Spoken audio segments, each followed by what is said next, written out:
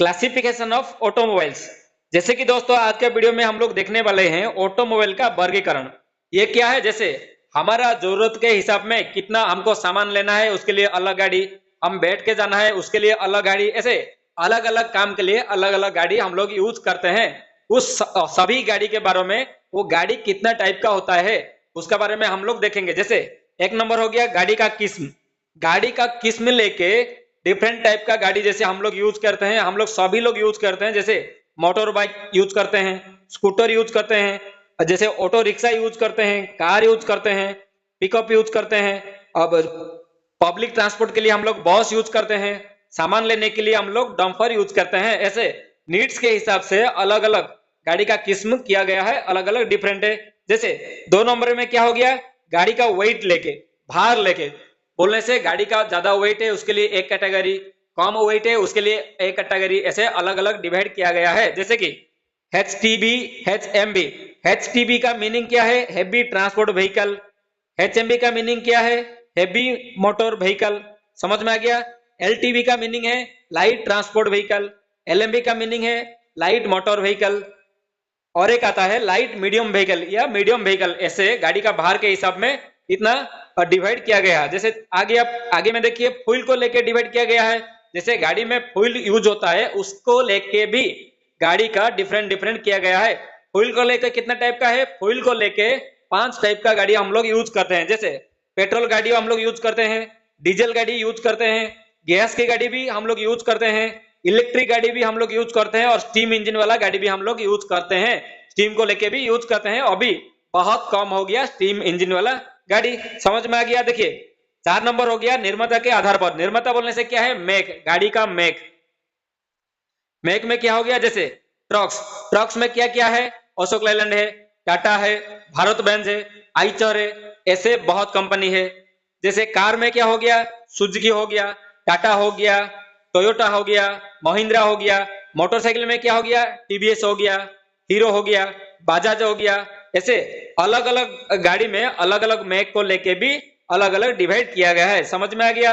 देखिए 5 नंबर आ गया चक्का को लेके भी, गाड़ी का जो चक्का है उसको लेके भी गाड़ी को डिवाइड किया गया है।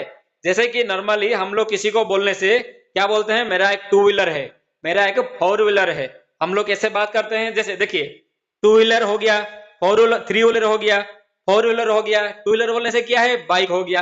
3 व्हीलर में रिक्शा हो गया, ऑटो हो गया। 4 व्हीलर में सभी कार हो गया 4 व्हीलर में। जैसे आप लोग और एक चीज भी देखे होंगे, जैसे कुछ गाड़ी का मॉडल में ऊपर में लिखा गया होगा 4x4। जैसे आप लोग मैक्सिमम देखे होंगे थार गाड़ी में 4x4, इसका मीनिंग क्या है।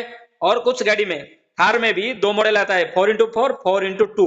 इसमें क्या डिफरेंस है, देखिए एक गाड़ी में 4 चक्का है, 4 चक्का में 4x4 का मीनिंग क्या है ना, चारों चक्का में ड्राइव दिया जाएगा, चारों चक्का रनिंग होगा। जैसे हम मोटर बाइक में पीछे का चक्का घूमता है, आगे का चक्का सिर्फ सपोर्ट के लिए है। मेन काम कौन करता है ना, पीछे का चक्का करता है। इंजन क्या करता है, पीछे का चक्का को घुमाता है।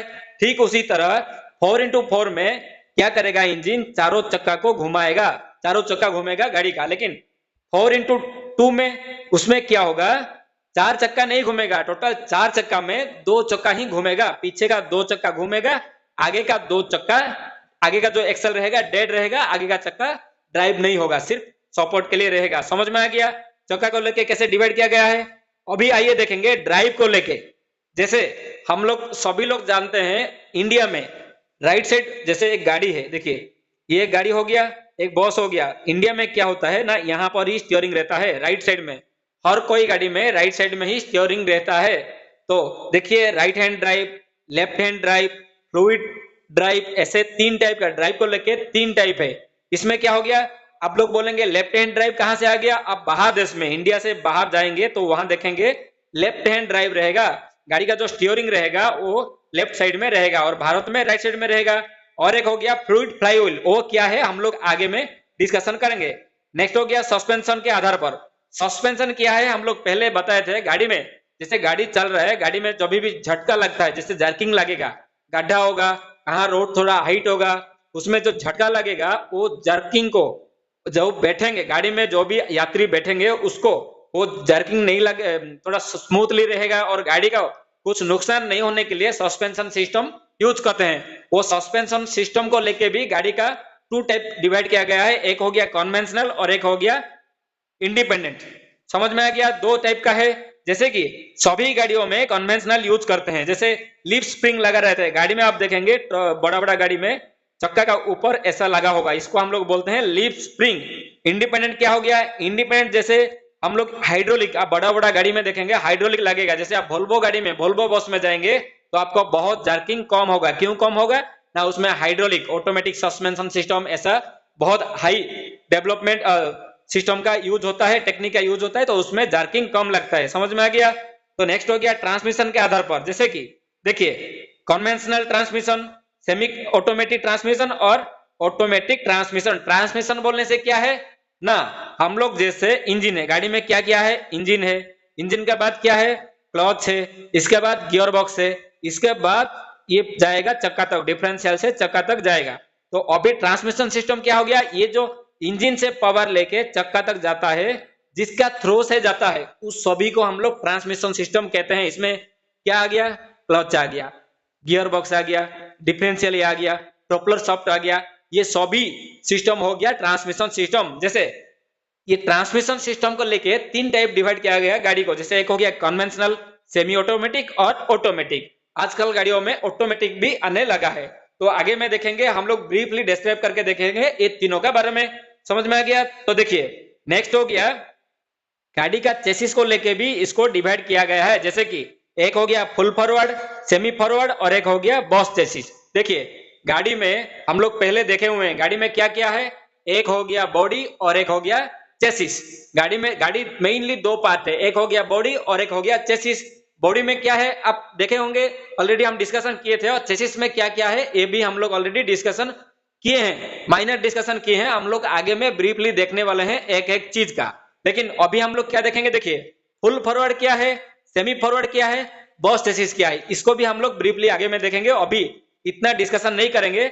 आप लोग जान के रखिए कि चेसिस का आधार पर भी गाड़ी को तीन टाइप में डिवाइड किया गया है, एक हो गया फुल फॉरवर्ड और एक हो गया सेमी फॉरवर्ड और एक हो गया बॉस चेसिस। समझ में आ गया? इंजन का फिटिंग लेके भी गाड़ी को अलग अलग डिवाइड किया गया है, जैसे कि एक हो गया कन्वेंशनल ड्राइव। कन्वेंशनल ड्राइव बोलने से मैक्सिमम भारत में जितना सारा गाड़ी है उसमें 90% गाड़ी का ड्राइव जो है कन्वेंशनल ड्राइव ही है। उसमें क्या होता है?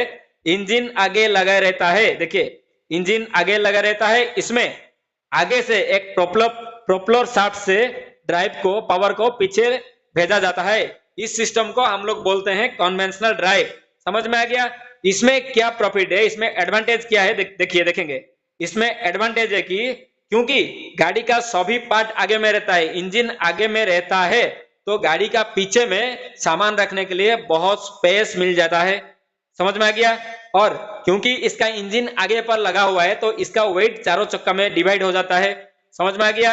इंजन, क्लच, गियर बॉक्स एक ही यूनिट में रहने के कारण इसमें मेंटेनेंस करने के लिए इतना प्रॉब्लम नहीं रहता है, हम लोग इजीली इसका रिपेयर कर सकते हैं। और एक बड़ा चीज क्या है इस सिस्टम में, आगे में इंजन लगने से और एक बड़ा प्रॉफिट है कि रेडिएटर, इंजन में रेडिएटर रहता है, आप लोग आगे में देखेंगे रेडिएटर का क्या काम है, हम लोग आगे में देखेंगे। जो इंजन में रेडिएटर रहता है वो आगे में रहता है, तो गाड़ी जैसे आगे मूव होता है, फ्रेश एयर जाके रेडिएटर को टकराता है, उसमें क्या होता है गाड़ी का कूलिंग सिस्टम बहुत अच्छा हो जाता है। तो जैसे कि आपका आगे में इंजन रहने से बहुत सारा प्रॉफिट है, इसीलिए भारत में बहुत सारा गाड़ी तो आगे में ही इंजन लगा हुआ रहता है। समझ में आ गया? तो आइए और एक हो गया, और एक टाइप देखेंगे हम लोग फ्रंट इंजन ड्राइव। जैसे अभी हम लोग क्या देखे थे कि कन्वेंशनल ड्राइव देखे थे, अभी देखेंगे फ्रंट इंजन ड्राइव। इसमें क्या है ना, इंजन, गाड़ी का जो इंजन है वो पूरा आगे का एक्सेल में रहेगा, पीछे का जो एक्सेल रहेगा वो डेड रहेगा। बोलने से जो गाड़ी में जैसे मोटर बाइक में हम लोग ड्राइव देते हैं, पीछे का चक्का घूमता है, आगे का सिर्फ आइडियल रहता है, लेकिन फ्रंट व्हील ड्राइव में क्या हो जाएगा, आगे का व्हील में ड्राइव आ जाएगा, आगे वाला खींचेगा, पीछे वाला आइडियल रह जाएगा। समझ में आ गया? फ्रंट इंजन का सिस्टम क्या है, इसमें क्या होगा, इसमें एक चीज अच्छा होगा, इसमें थोड़ा पैसा कम खर्चा होगा, क्योंकि उसमें फ्रंट इंजन कन्वेंशनल ड्राइव में क्या था, गियर बॉक्स सब कुछ प्रोपेलर शाफ्ट से पीछे जा रहा था, ड्राइव जो पावर था उसको पीछे हम लोग भेज रहे थे, इसीलिए एक्स्ट्रा प्रोपेलर शाफ्ट को पीछे डिफरेंशियल ये सब का एक्स्ट्रा चार्जेस लग रहा था, कॉस्ट लग रहा था। इस यूनिट में क्या हो गया, पूरा क्या हुआ एक ही जगह पे रह गया, तो इसमें कॉस्ट कंट्रोल भी हो रहा है। समझ में आ गया। इसमें और एक बड़ा नुकसान भी होगा, जब भी हमारा गाड़ी चढ़ेगा, कोई भी हाइट में पहाड़ों में चढ़ेगा, तो इसका फोर्स कहाँ रहेगा, आगे में रह जाएगा, पीछे में पूरा वेट जो पीछे में शिफ्ट होगा, गाड़ी ऊपर खींच नहीं पाएगा। और इसका सभी देखिए एडवांटेज डिसएडवांटेज हम लोग दिए हैं, मेंशन किए हैं, आप लोग इन नोट्स को पढ़ सकते हैं। अभी हम लोग आगे बढ़ेंगे। जैसे और एक इंजन है, इंजन का पीछे लगा हुआ रहना। देखिए अभी हम लोग क्या देखे कि रियर फ्रंट इंजन देखे, कन्वेंशनल ड्राइव देखे, अभी आप लोग देख रहे हैं इंजन का पीछे लगा हुआ रहना। इस गाड़ी अभी आप लोग वोल्वो गाड़ी में देखेंगे इसी सिस्टम रियर इंजन ड्राइव वाला सिस्टम चल रहा है। उसमें क्या है ना, पीछे में इंजन रहता है।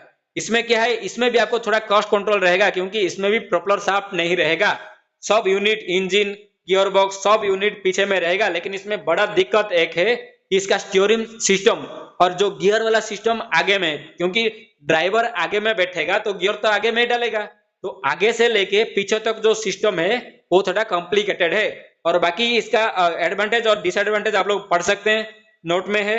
और नेक्स्ट और एक इंजन है जो कि मिडिल में लगा हुआ रहता है। आप लोग की मैक्सिमम इंडिया में ऐसा वाला इंजन नहीं आता है, लेकिन आप लोग पता रहना चाहिए। जैसे 4 टाइप का है, एक कन्वेंशनल हो गया, और एक फ्रंट इंजन हो गया, और एक रियर इंजन हो गया, और एक क्या है ना मिडिल में इंजन लगा हुआ रहता है। जैसे इंजन मध्य में लगा हुआ रहना इस इंजन में। और जैसे कि देखिए इसमें भी थोड़ा प्रॉब्लम है, बहुत कुछ प्रॉब्लम है और बहुत कुछ प्रॉफिट है, लेकिन आप लोग डिटेल्स जानना है तो ये नोट्स को पढ़ सकते हैं। समझ में आ गया। इंजन का फिटिंग्स को लेके 4 टाइप डिवाइड किया गया है। जैसे बीच में रहना है front engine, rear engine, conventional drive. समझ में आ गया। तो आइए और एक जनरल, आप लोग जनरल आपको जानना बहुत जरूरी है कि गाड़ी में व्हील बेस किसको कहते हैं, फ्रंट ओवरहैंग किसको कहते हैं, रियर ओवरहैंग किसको कहते हैं, और व्हील ट्रैक किसको कहते हैं। देखिए व्हील बेस किसको कहते हैं, देखिए व्हील बेस हो गया जैसे फ्रंट टायर और रियर टायर, फ्रंट टायर का बीच वाला और रियर टायर का बीच से जो बीच में रह गया जगह, बोलने से सिंपली क्या बोलने से, आगे टायर और पीछे टायर, आगे टायर का सेंटर पॉइंट और पीछे टायर का सेंटर पॉइंट से जो बीच वाला स्पेस रह गया उसको हम लोग बोलते हैं व्हील बेस। देखिए यहां से लेके यहां तक इसको हम बोलेंगे व्हील बेस, जो कि हम लोग बी में आपको दिखाए हैं। समझ में आ गया। फ्रंट ओवरहैंग किसको बोलते हैं, देखिए जहां फ्रंट टायर है, फ्रंट टायर का जो सेंटर पॉइंट है वहां से फ्रंट में जो चेसिस है, चेसिस आगे में जितना चेसिस बाहर आया है उस एरिया को, जैसे फ्रंट टायर हो गया और चेसिस, ये चेसिस हो गया, ये बीच में जितना है इसका नाम, इसको हम बोलते हैं कि फ्रंट ओवरहैंग। उसी तरह रियर टायर से पीछे जितना चेसिस है उसको हम लोग बोलते हैं रियर ओवरहैंग। और एक हो गया व्हील ट्रैक। व्हील ट्रैक को क्या बोलते हैं ना, आगे से गाड़ी को आप देखेंगे कि गाड़ी का बाहर से बाहर जितना गाड़ी का बीच में 2 टायर है जो साइड में है, आगे से देखिए एक टायर हो गया, एक टायर हो गया, ये दोनों टायर का बीच में जो स्पेस है इसको हम बोलते हैं व्हील ट्रैक। समझ में आ गया। व्हील बेस किसको बोलते हैं, फ्रंट ओवरहैंग किसको बोलते हैं, रियर ओवरहैंग और व्हील ट्रैक। इसी तरह आप लोग कोई भी एग्जाम में आपको क्वेश्चन आएगा इन गाड़ी का टाइप कितना है, तो आप लोग इसी तरह बहुत सारा टाइप आप लोग लिख सकते हैं। समझ में आ गया।